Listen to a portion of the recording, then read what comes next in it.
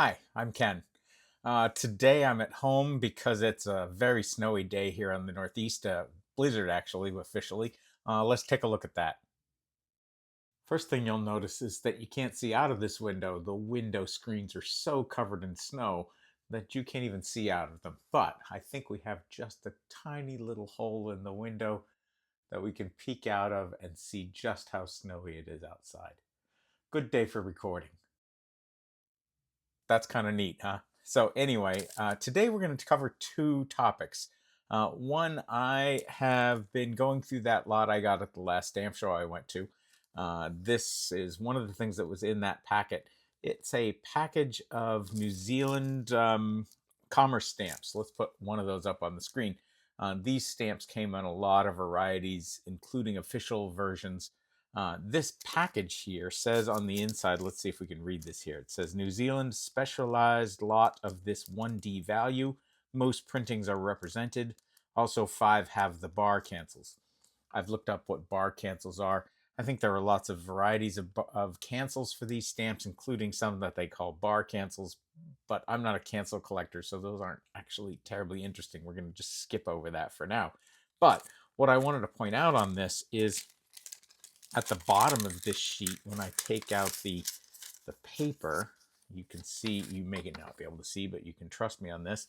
Right here, it says all $50. So the question is, for this little lot that was in the package, $50 seem like a good price? We're going to check that out.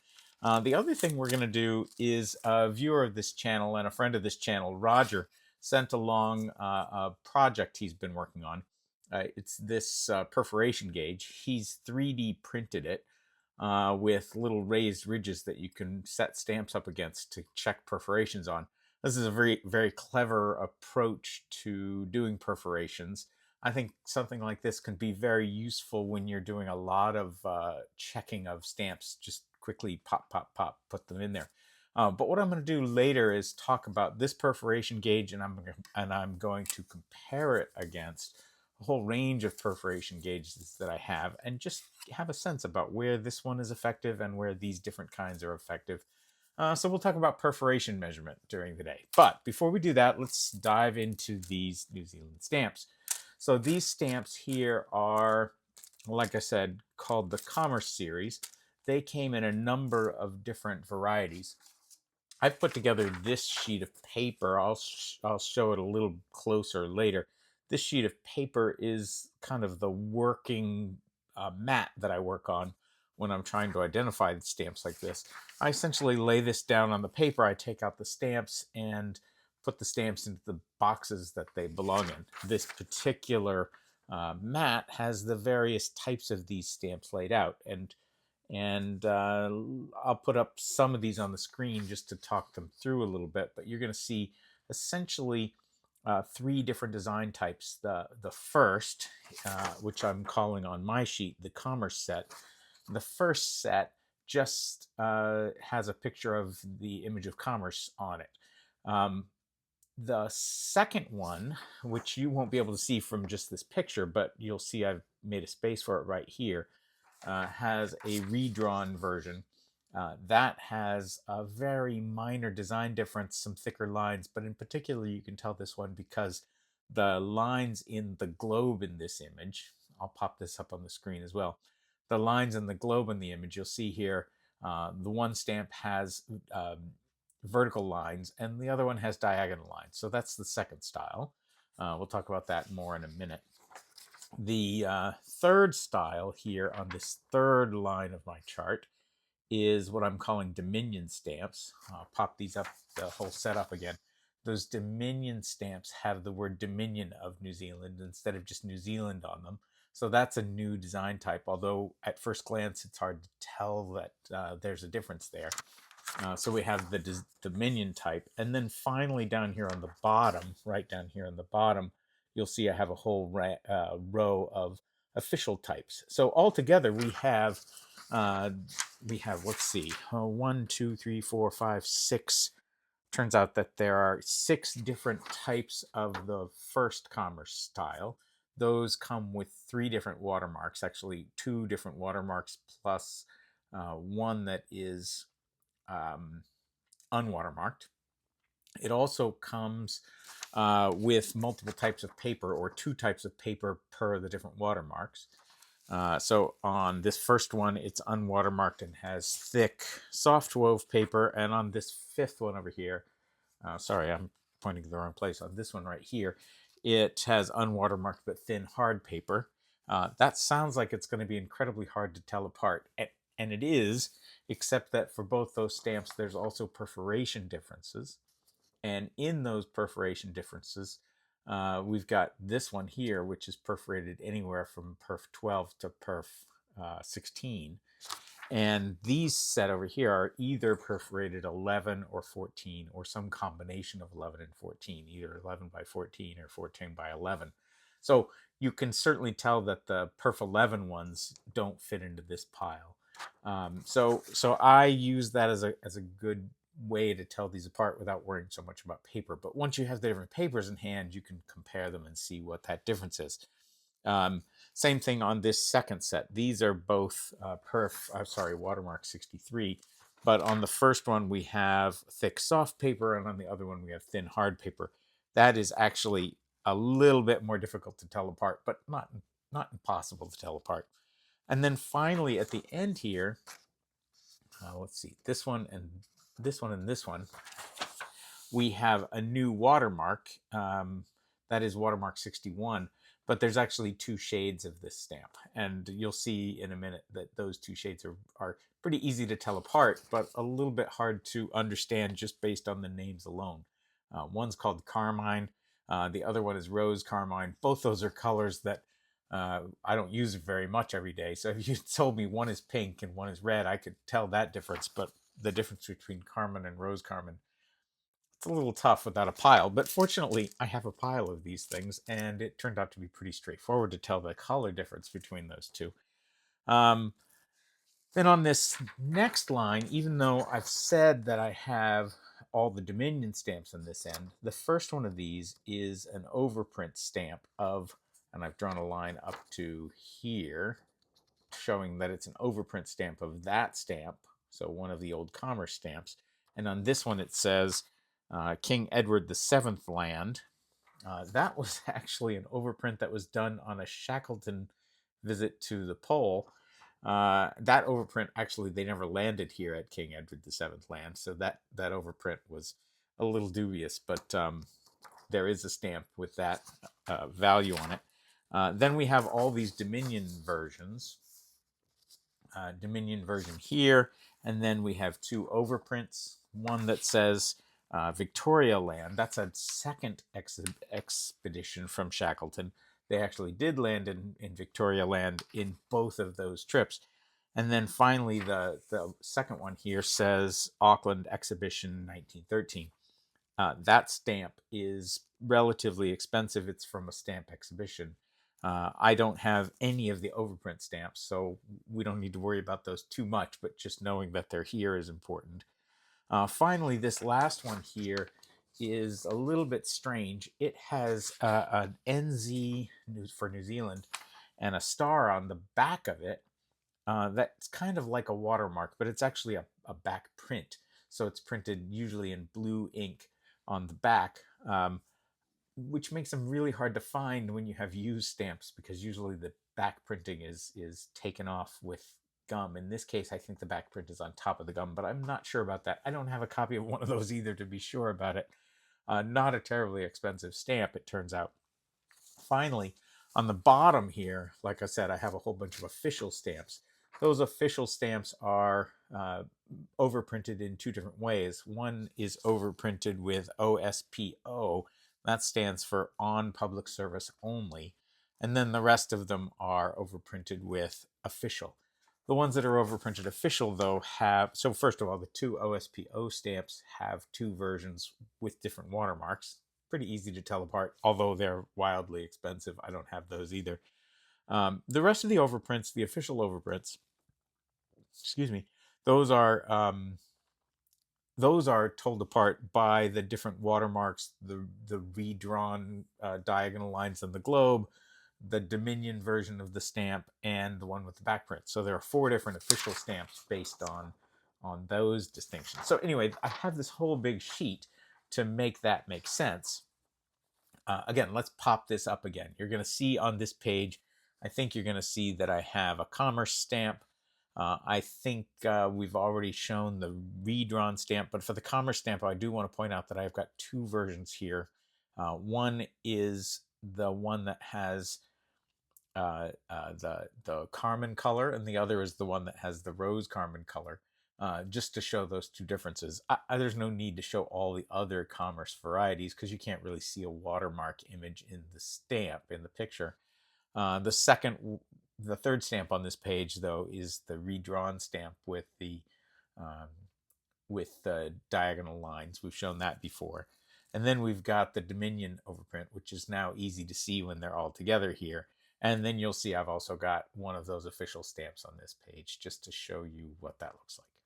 Okay, so with all those in mind, with all those varieties in mind, I do want to show you that in my New Zealand book, which is still in the state in my collection, where it is a stock book. I'm going to just turn the page here and show you that I've got at the top of this page a whole bunch of these in my collection. So this is my current collection of these stamps. I've got some of these various old style commerce stamps. On this side, we've got the carmine color, and this one, the rose carmine color. On the next line down here, we've got the redrawn stamp. Then we've got the Dominion stamp, and then we'll pop this a little bit higher here. On this third line, right over here, we've got two different varieties of the official overprint stamp. So that's my collection here. And I think one of the first questions you're going to ask is, why do I have three different stamps here, two here, and two here, filling one space? It's not just because I think they are neat, which I do, and it's not just because I save every duplicate in my album. I don't do that in general. I do when I don't have information. For these stamps, I actually do have the information about why, how many stamps there are in this set. So the reason I have multiple copies there is, like I showed you with this sheet before, I have perforation differences in here. And so for these stamps, they come in multiple perforations, a perf 11, a perf 14, and the combination perf 11, 14. So what I've tried to do in this case, even though all three of those perforations have the exact same Scott number, is I've kept a copy of each different perforation variety that I have, just to make this more complete for my collecting. That's how I like to collect, but you certainly don't have to collect that way. Anyway, so let's take a look at this sheet and look at some of these stamps, and I'll show you a little bit about how I use this sheet to evaluate these stamps. Okay, so here's my setup for evaluating these stamps. You'll see that I have this packet of stamps here. I'm going to take the stamps out of this packet. This is a little crinkly, so let's get that out quickly. Get that out of the way. We got all my stamps down on the paper. You'll see over in my book, I've got the various stamps that correspond to these spaces. This space is for stamp number 99. I don't have one of those yet, and there wasn't one in this packet. This is 100. This is 103. This is 105. This is 108. And I don't know if you can tell because of the glare, this is the color difference between 108 and 108A. We talked about that already. Now we have the redrawn copy, the one with the diagonal lines in the globe, that's here. And then we have the Dominion version here. You'll notice that on my sheet, I've got the overprint, and the overprint, but I don't have any overprints in my collection. This overprint is $62. This one's $150. This one's $45, all in used condition, more than I would typically expect to see in a lot like this, and more than I would spend to fill those spaces in most cases. This is the backprint version. Again, I don't have any of the backprint versions, and I didn't find any in here. It'll come up. This is a 90-cent stamp. Shouldn't be too hard to get a copy of that. You'll also notice right down here that I have the two official versions of the stamp. This one right here, you'll trust me, is 024. It goes right there on my sheet. I'm not going to spend any time on the official stamps. I put them on this page so that um, when I'm looking at these kinds of stamps, I can see the full range of potentials. I've got the official 24 and the official 34, but that's it so far. This this pile then I need to sort into essentially three design types: commerce, redrawn, and dominion styles. And I would look for the overprint versions, both these kinds and the officials, but there weren't any in here. I would also tend to flip them over and look at the backs for the NZ Star version. So, but the very first thing I want to do is break these down into uh, the designs that have no Dominion of on the top. Put them in one pile, and then this one has Dominion on the top, and so that one goes down in this pile. So I use this sheet essentially to let me break them down pretty quickly into those two different piles. Let's just do that quickly. Dun, dun, dun, dun. I'm not going to do all these stamps because that would just be too much boring time here. So anyway, that's enough to do. So I put them in the two piles. Assume I've gone through all these, and these are now put into their various piles. Let's get that one over there, and I'll set the rest off camera.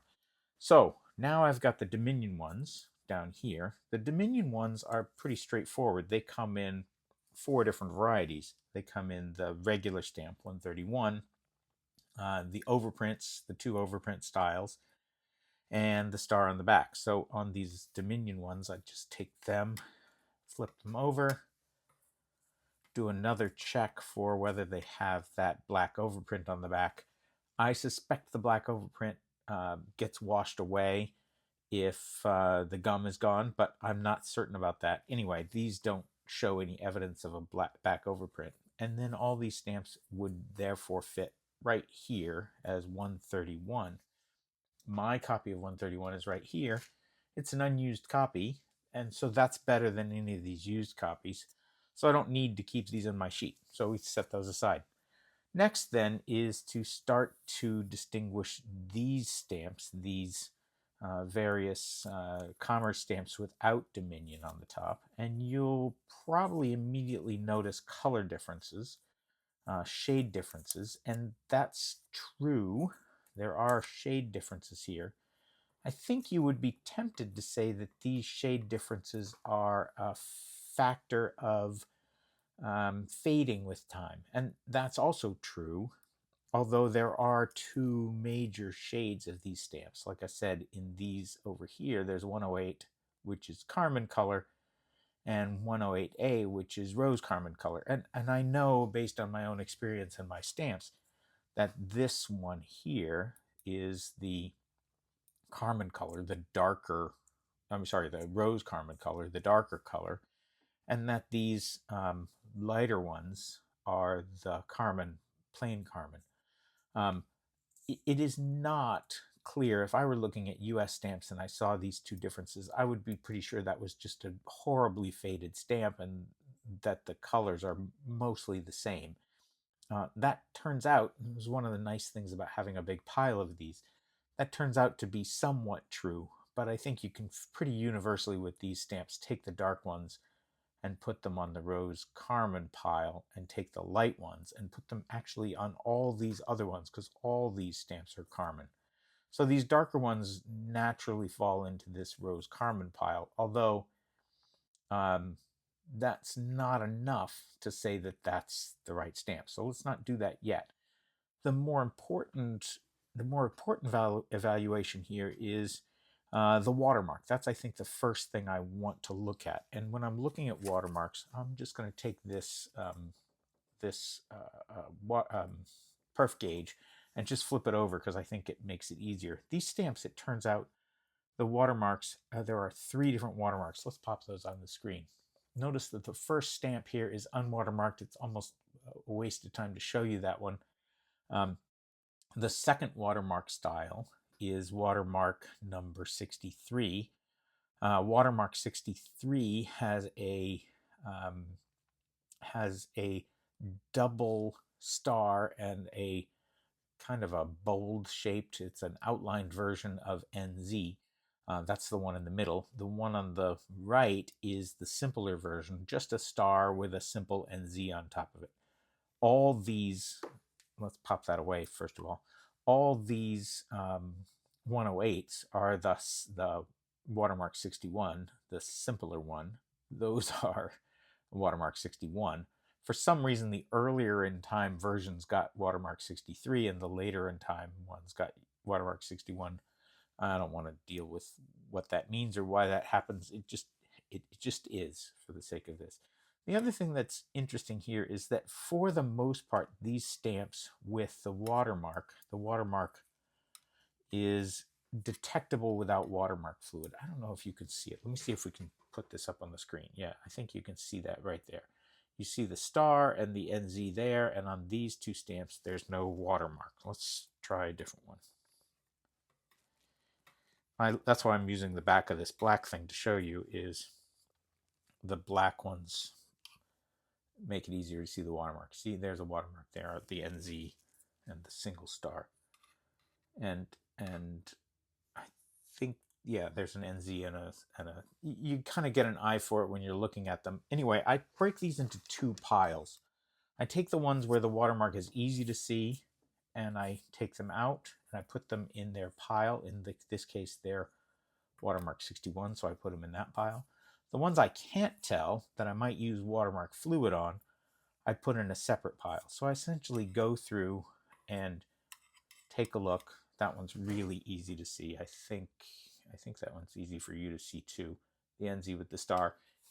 When the ones are easy to see, I just stick them in the pile, save the watermark fluid, because it's obnoxious and it's expensive.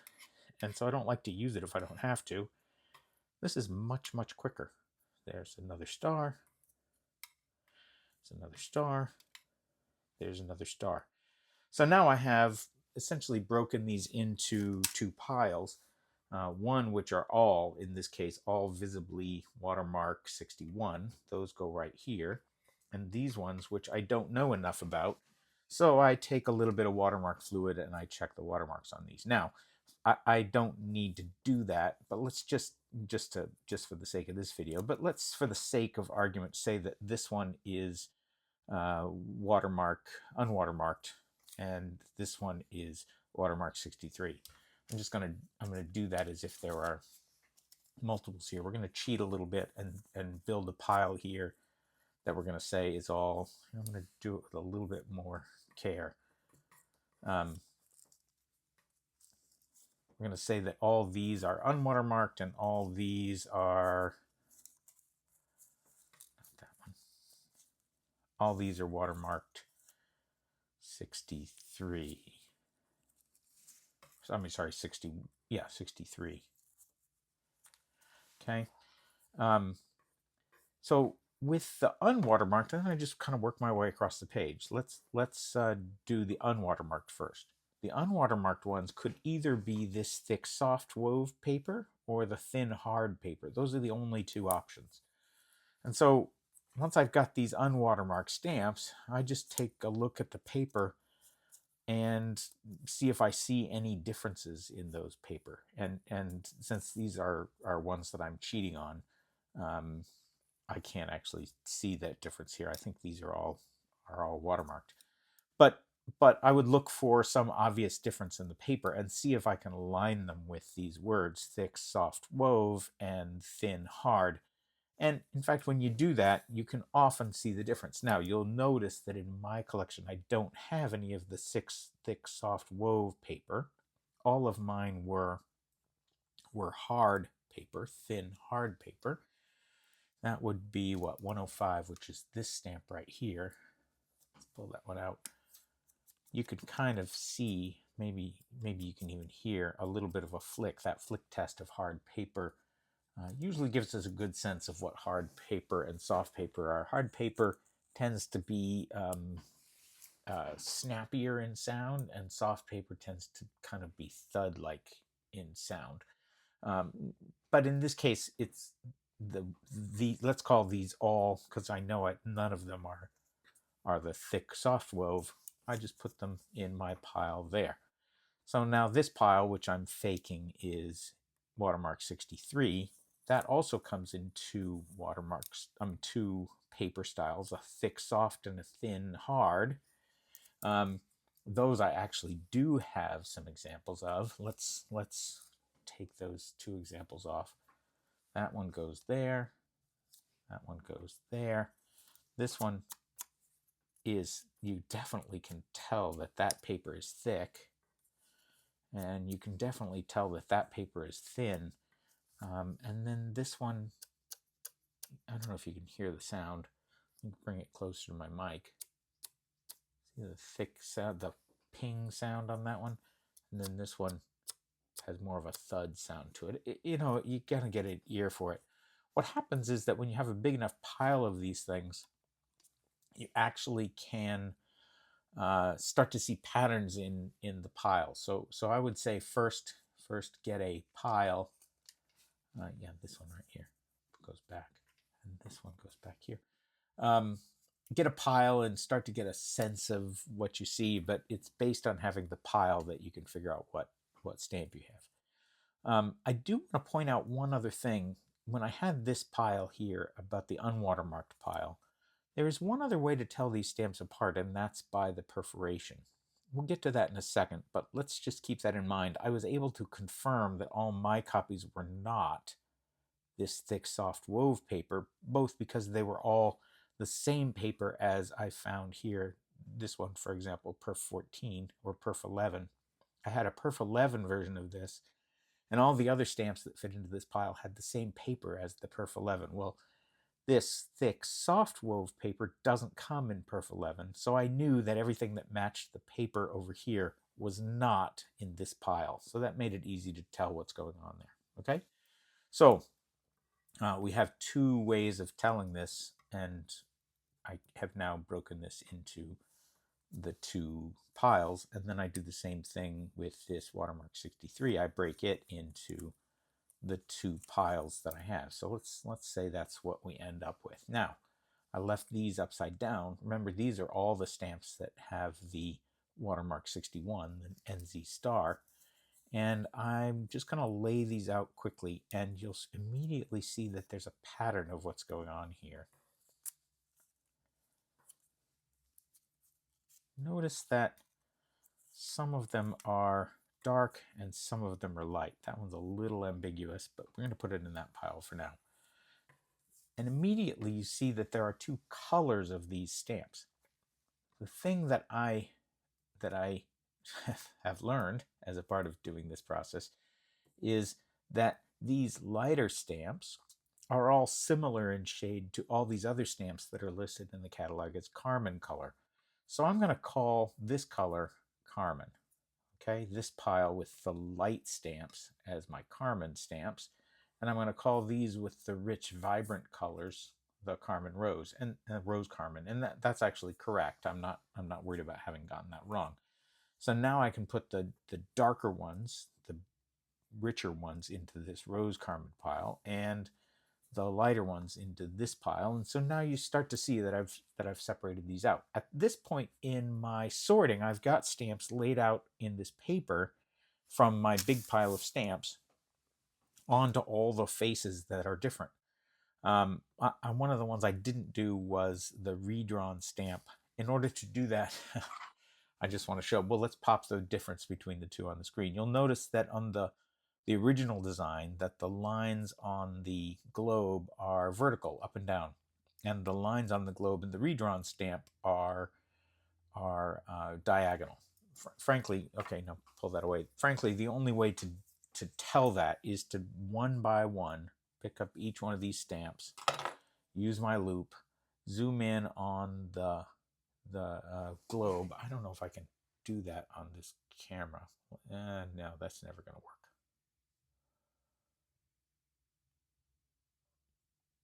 Yeah, you'll never see that this way. So I'm not going to demonstrate this because it's boring. But anyway, there's the globe. You look at the globe and you look at the orientation of the of the bands, and you can decide if any of them are this redrawn pile and put them there. I had about 5 of those redrawn stamps in this pile. So now I've got a lot of duplicates, a lot of interesting stamps, and the question is, okay, so for all these stamp 100s, which one do I want to add to my collection? That one's off center, that's no good.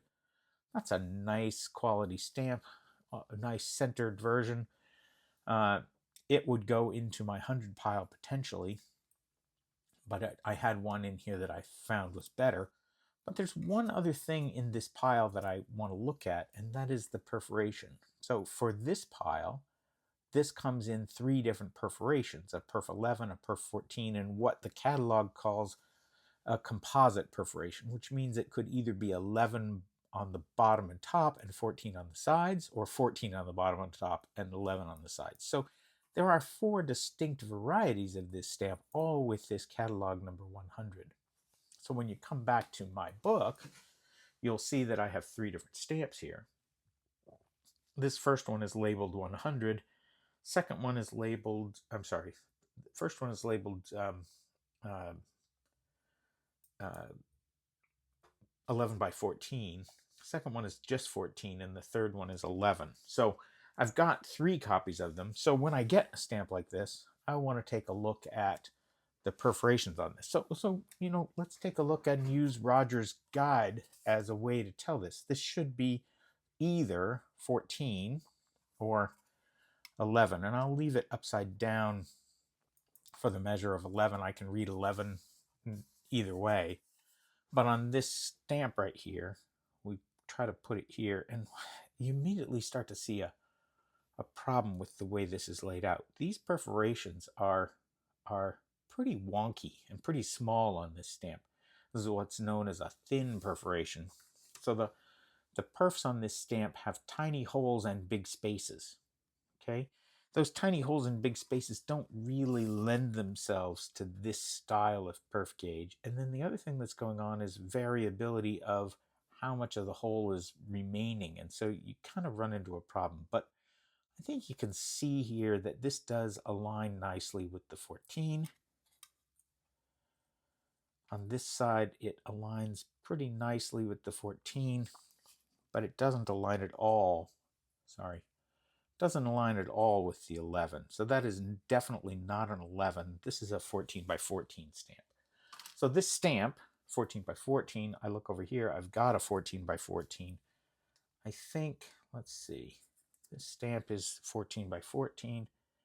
Of the 2, I kind of like this one better because it doesn't have as much wonky perforations on it. So I don't keep that one. I put it back into my trading pile. So I've got a dual perforation, I've got a 14 perforation, and I've got an 11 perforation for this stamp. Okay, that's easy. Now that I can go through this and do the same thing. This one is 103. That's this set right here. This is a pretty poor copy. Again, we can measure perforations on this one. I think, yeah. So you're immediately going to see a problem with the way these stamps interact with Rodger's perf gauge. And in particular, I don't know if you can see this on the camera, this stamp has a perf that still has the paper hole in the middle there. Some are kind of not done, and that gets in the way of fitting into this gauge. You can use it and get a good sense of it. I think with a magnifying glass up against it, I could also see it. Same is true for the 14. These are a little wonky. But for this kind of stamp, I find it much easier. I take the stamp, I line it up to my 14, and you can immediately see why I like the black lines, because the black in the back, because when you get the black not interfering, you get no moire pattern on it, and you can get a good sense. Now, typically with these kind of stamps, when they get hard to see, I actually get in there with my loop, and I look really close, and so you maybe can see that on the things. This is a Perf 14 stamp, no doubt about that, but some of these edges get a little bit hard to see. This one is just covered in perforations. You really have to kind of get in there tight to see it. Again, I don't know that you can see that in this picture, but you get to trust me today. That's a Perf 14 stamp. The cancel on that's not too bad. The fading is a little bit harsh. I don't like this stamp as well as I like the Perf 14 copy that I have, so I take that out of my loop.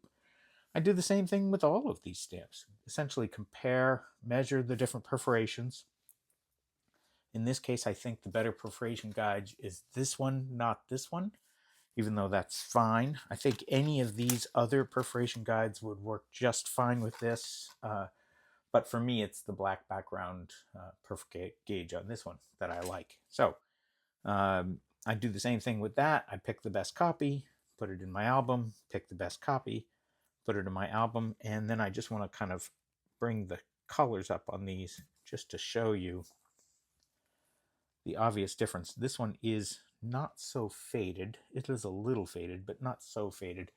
And you can definitely see the color difference there. When you see them all in my book, I'll show you that again. When you see them all in my book, you'll see that all of these are that carmine color in various states of fading, but probably this one is the most rich copy. And even so, it's obviously a different shade than that one. Okay, so anyway, that's how you distinguish. That's how I distinguish these stamps. I took that one from here. That one goes right there. Okay, so that's how I go about this. Okay, so I've got my paper. I'll pop that up on the screen so you get a closer view of it. If anybody, well, you can make your own paper. It's not too hard to go through the catalog, but doing the research to figure this all out is part of the process of understanding what you have in a collection so that you can go through a pile like this.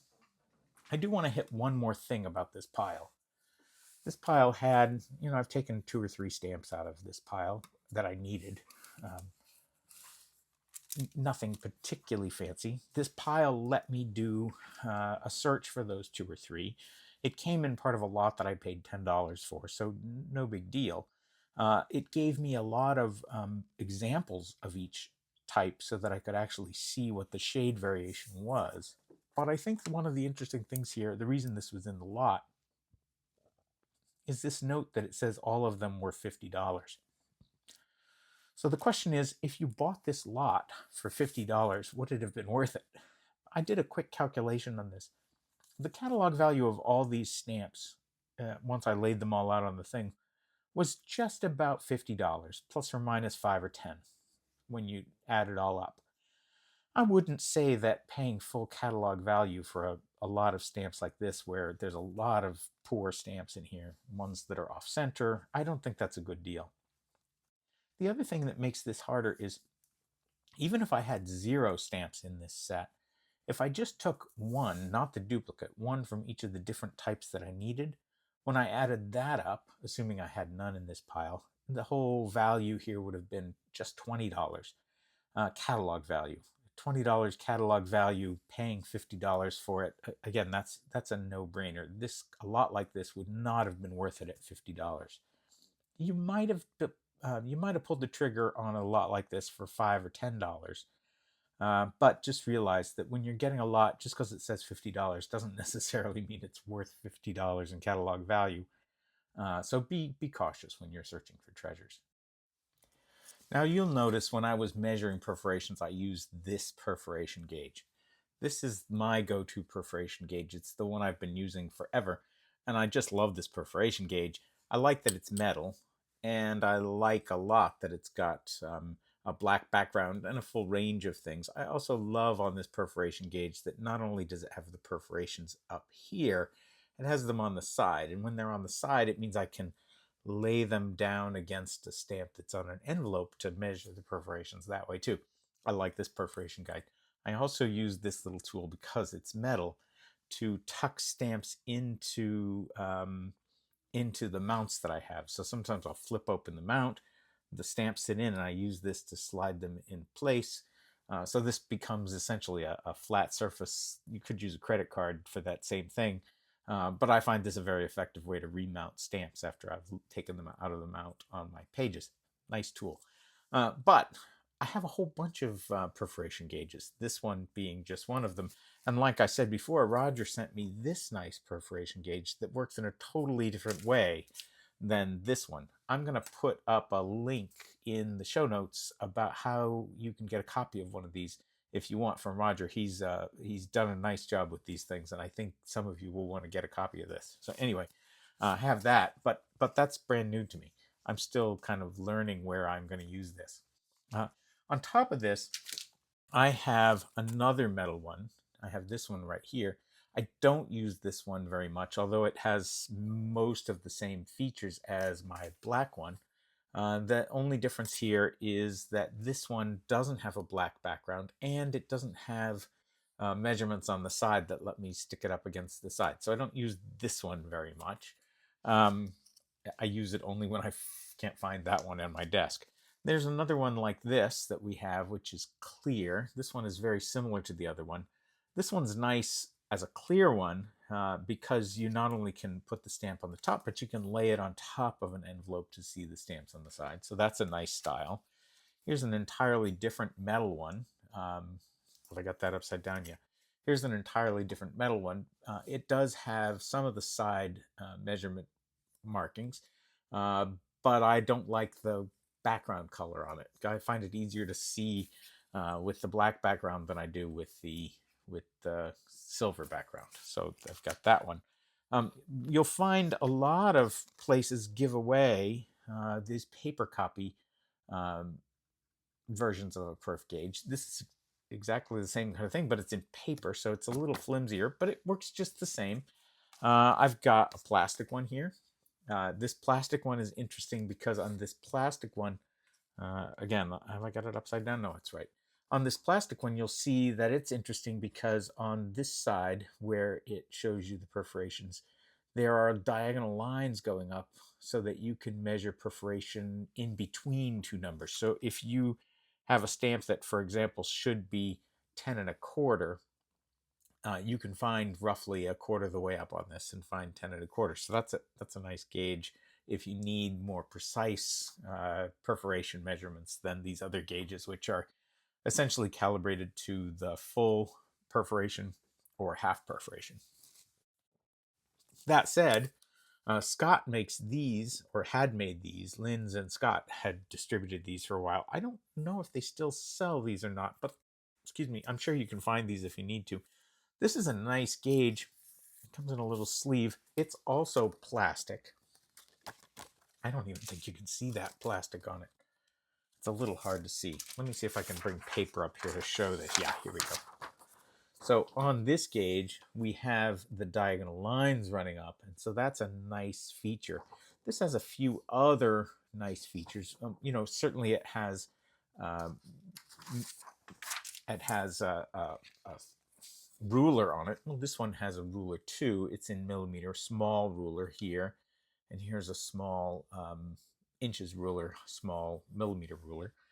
This one has a much larger inches ruler. On this one though, it's centimeter millimeter ruler. It's metric ruler along the top here is big, and that's nice. But on the bottom, the ruler is a little bit different.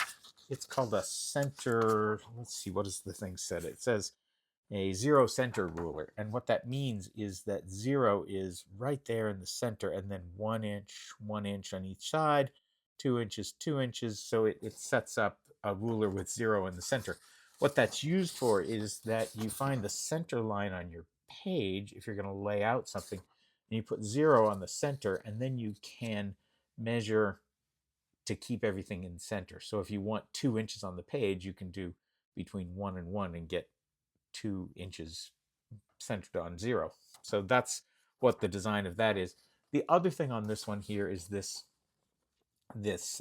circular ruler that is measured for measuring cancels, circular cancels, and measuring the size of circular cancels to some level of precision. It's a nice little feature on that one. So that's, I think, probably the fanciest perf gauge that I've seen. This is not mine. I've borrowed it from the museum. I don't really have much need for something quite this fancy, but it's a good tool. I like this one quite a lot.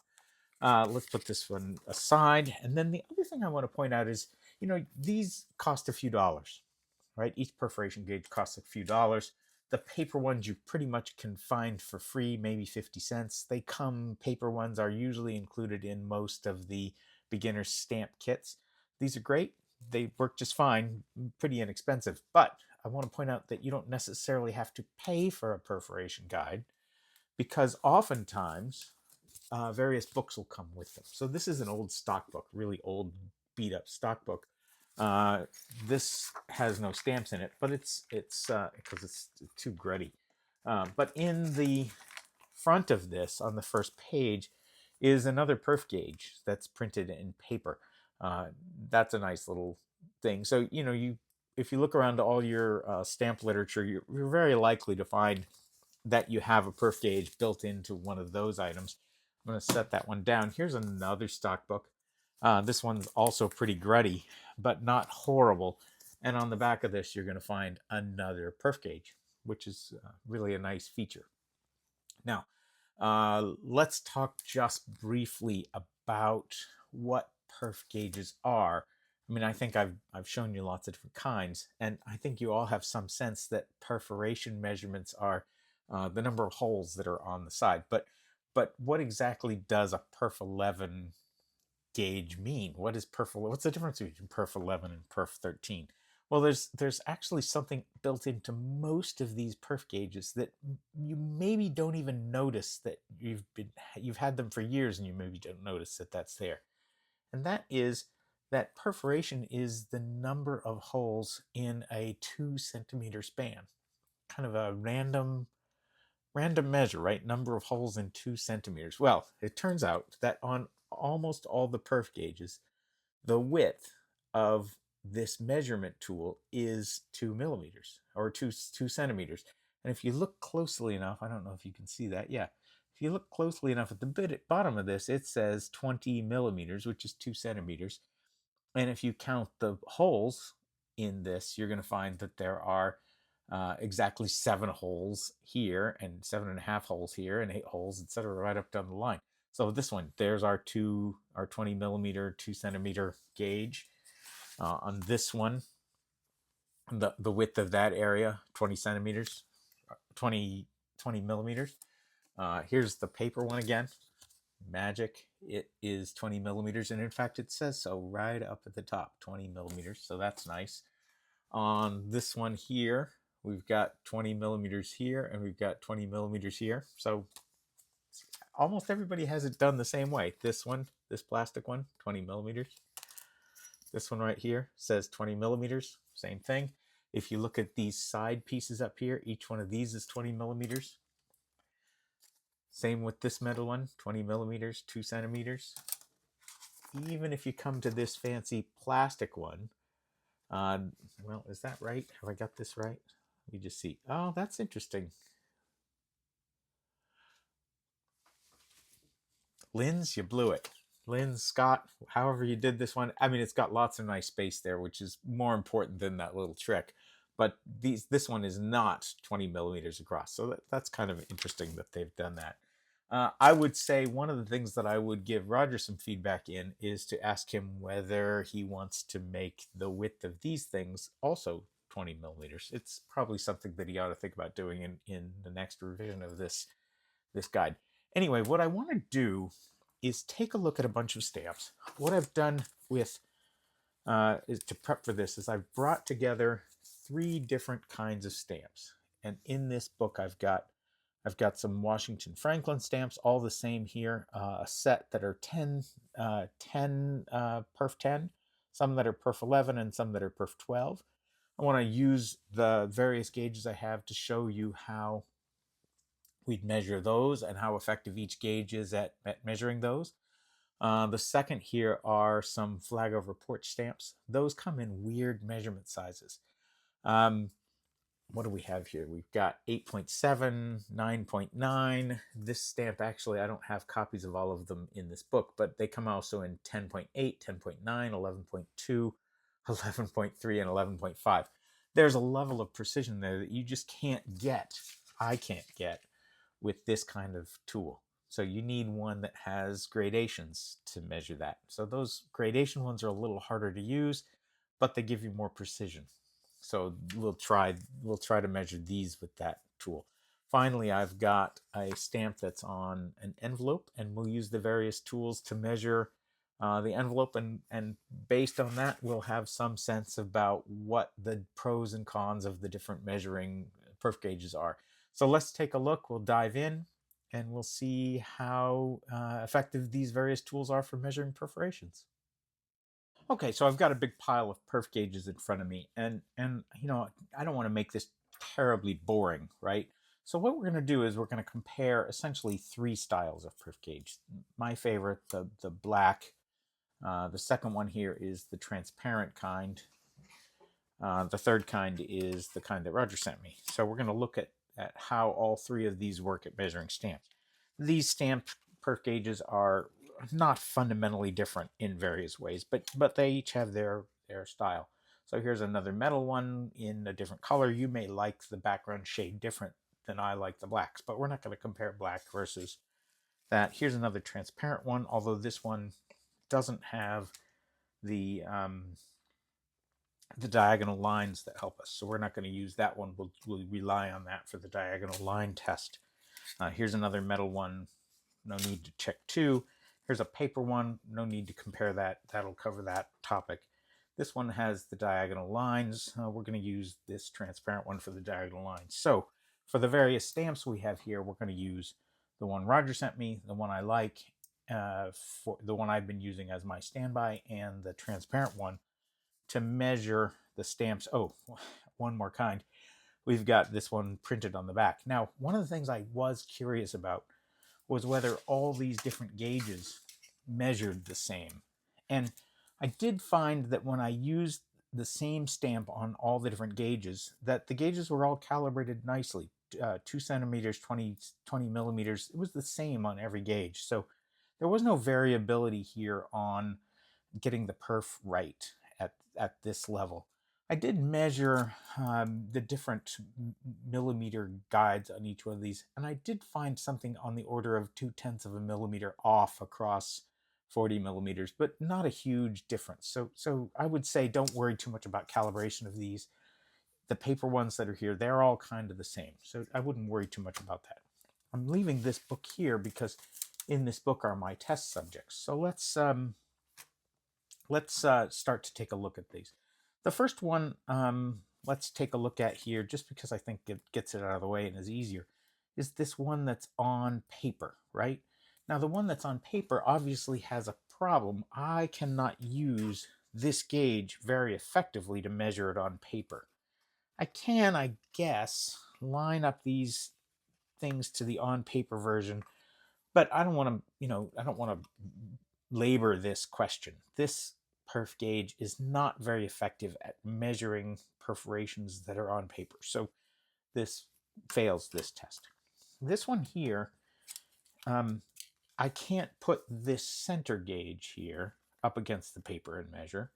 That's why I like this one, because it has these edge gauges. So I can, on this, put the perf gauge right up to the edge and check. That's a little hard to see, but you can lay it up there. It's not 9.5. You can see that. What I actually do know is that this one is 11, so I'm going to take it over here to the 11 and line it up, and maybe you can see that's the perf 11. Okay, so that works okay. This is not the most convenient way to measure this, but I don't collect covers very much, and so this is not something I have to do very often, but this is effective at it. Just for the sake of things, I want to pull another one of these gauges here. Here's this paper one.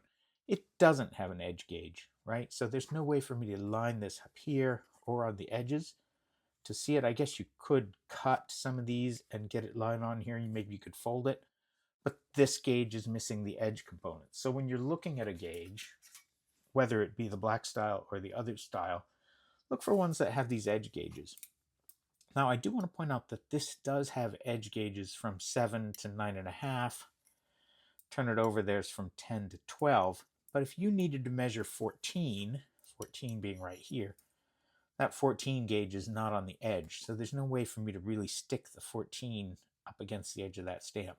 So while this is partly a good edge gauge, it's missing some of those higher values. So as you're selecting, be worried about how an edge gauge pulls into that. Okay, so I'm going to set this aside. Let's look at the next lot. The next lot is kind of the classic Washington Franklin. I know already that I've measured this one at 10, these two at 11, and these two at 12. These come in these three sizes, and so when you're sorting through Washington Franklins, this is kind of a pain in the butt. Okay, so I take this gauge, I essentially pay attention to what the possibilities are, and I'll either go from the bottom to the top, I'll line it up and say, ah, look, that's 10. So right away, 10 is easy to see there. I don't know if you can see that. Yeah, I think you can see that on camera. When you're testing perforations, I'm recommending that you always move up. And you can see how now the lines don't line up with 10 and a half. It's definitely not 11, right? So that's 10, easy, right? Let's check my 11s. First I check the 10, it's not a 10. I go up to 10 and a half, not a 10 and a half. That's an 11 right there. Now I go beyond it and see that it goes off kilter again, so I can confirm that's an 11. Okay. Same with this one. That's an 11. It's not 11 and a half. It's not 10 and a half, so I'll put it right back down. Check that. That one's not a 10, not a 10 and a half, not an 11, almost an 11 and a half, but not an 11 and a half. There, it's a 12. Okay. Let's do this one too. 10, nope. 10 and a half, 11, nope. 12. Okay. So pretty straightforward. So that works just like you'd hope it would work. Let's do the same thing with this gauge. Okay. Let's take our 10. It could either be a 10. Now look, the numbers on this are upright here and then upright here. Frankly, it doesn't make any difference. I'm not sure it matters in terms of flipping things. You might want to kind of think about how this lays out. But let's look at 12. Does this fit in 12? No, it doesn't. I mean, it's hard in this black background to show it on camera. It's actually hard to see, but this is more of a tactile feel. It's not a 12. Could be an 11. It's not an 11. It doesn't do it. But when you put it on the 10, it actually, you kind of feel a gripping in there. It literally stops moving when you hit the 10, right? When you go over to 9.5, it doesn't really fit there. You don't get that same tactile sense. 10, it grips right on. Right, so it's a very fast way of confirming 10. Let's try our 11. Is it a 10? No, it doesn't really grip there. Is it an 11? Ooh, right on, grip. 12? No. So this is very good at checking the 11s. 11 grips right on. 10, not so much. Here's our 12s. Let's check like I did on the other one. First check 10. Nope. First check 11. Almost. Nope, not quite. Now let's check 12. Bang, right on. So that's really cool how the tactile feel of that comes into play. Let's do this final one just to be fair. 10. Nope. 11. Close, but nope. 12. Bang. It just, you can feel it lock into place there.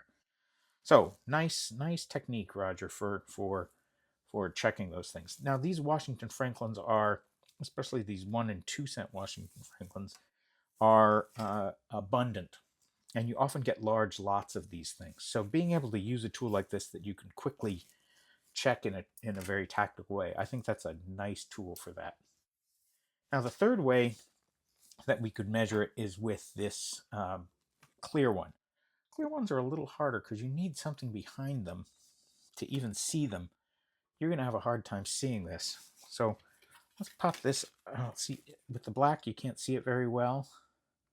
And against white, you can see it, but I can't bring it up to, well, let's bring another piece of white up here and put it behind there. So it's clear, which is, perfectly fine.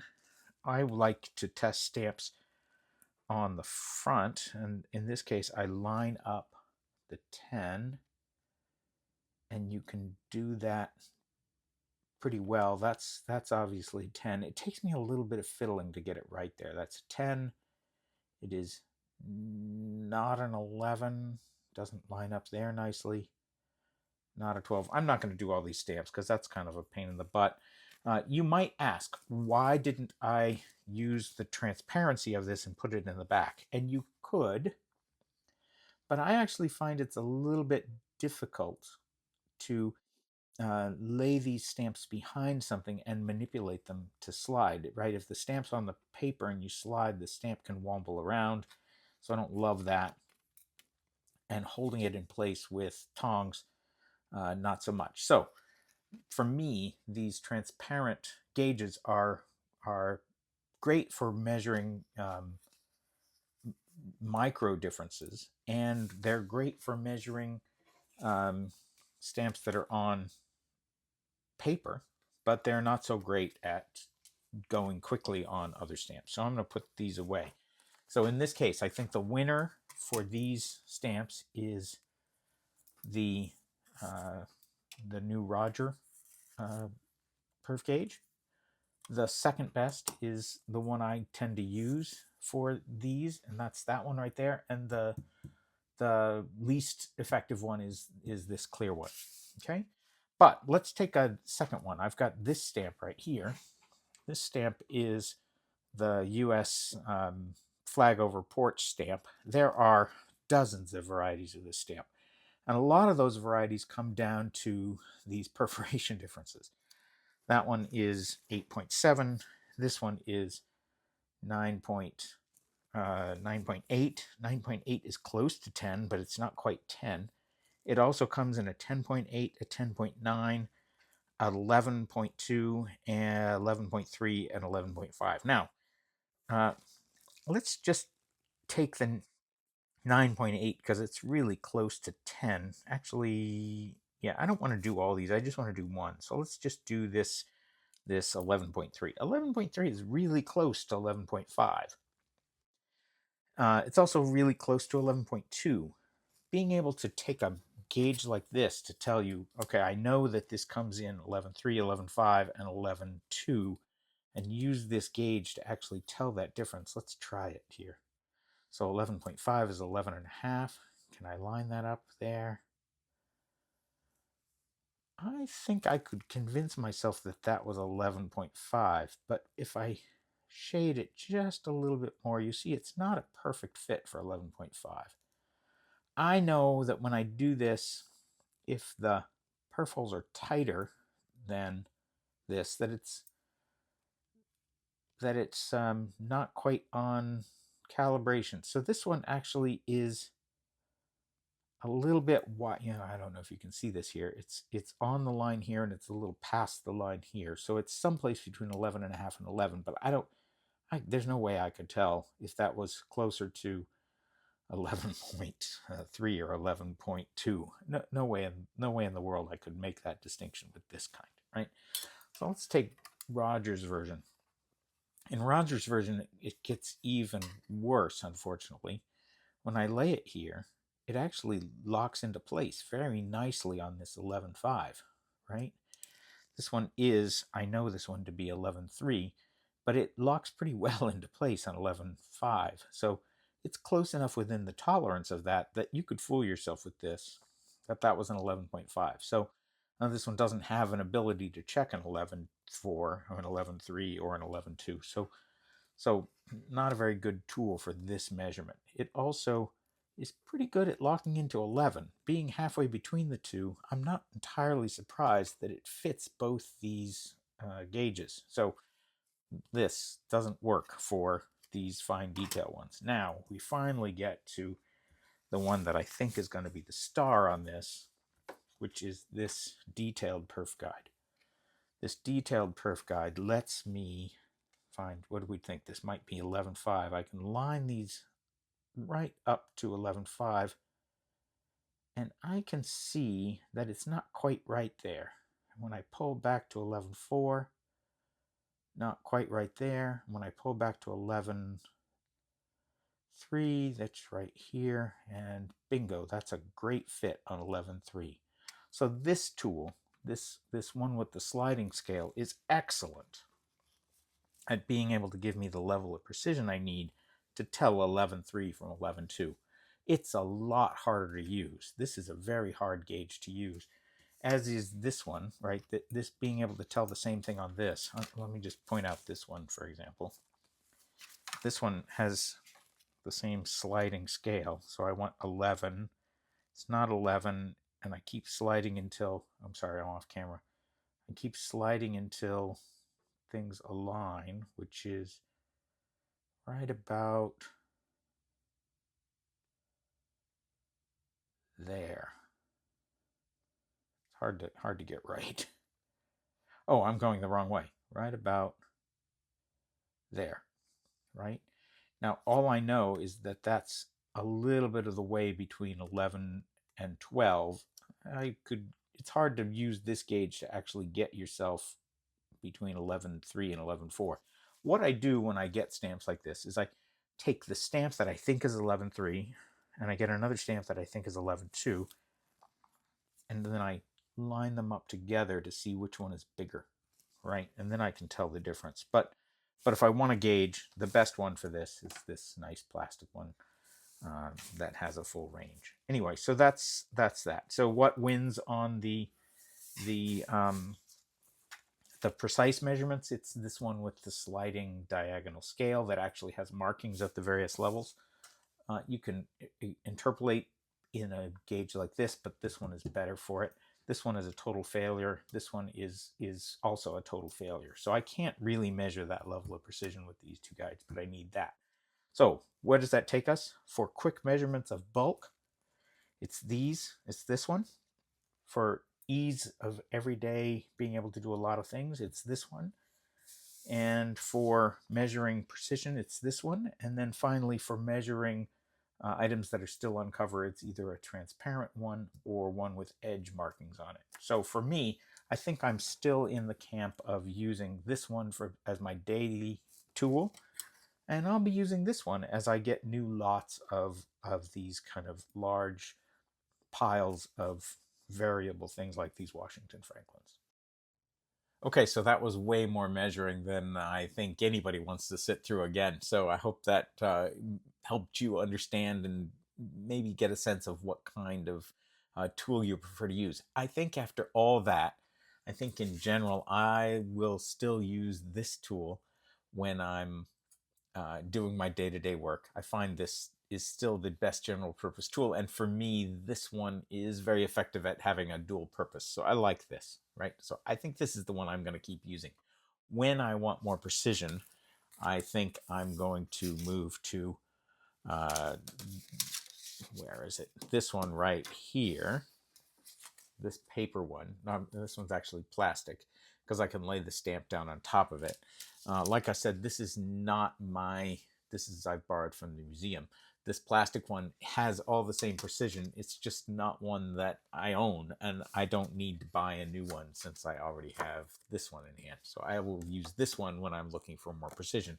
I think, though, the winner here in terms of where does a gauge like this one come into play, I think the place this one really plays to a strength is when I need to measure a whole bunch, especially of those Washington Franklins, when I need to kind of quickly pop, pop, pop, pop, pop through. And I think you've seen from our demo that this is most excellent at quickly checking a number of stamps. And I think, Rodger, you've done a nice job in creating a tool that has a place in my desk. I just don't know that I'm going to use it as my day-to-day tool. So very nice tool. I have talked to Rodger about some additions to this, how this might be more useful for that quick popping, checking stamps approach. And I hope that he continues to make this product. This is really nice, and a nice job, Rodger. I think people will enjoy using this. The feel of when the stamps fit right into that spot, that's a nice feel. Anyway, thanks, Rodger, for sending this along. And thank you, everybody, for taking a look at perforation gauges with me and for looking at my packet of these New Zealand stamps. I hope you've had a nice warm day if you're caught in this same snowstorm as I am, and happy collecting.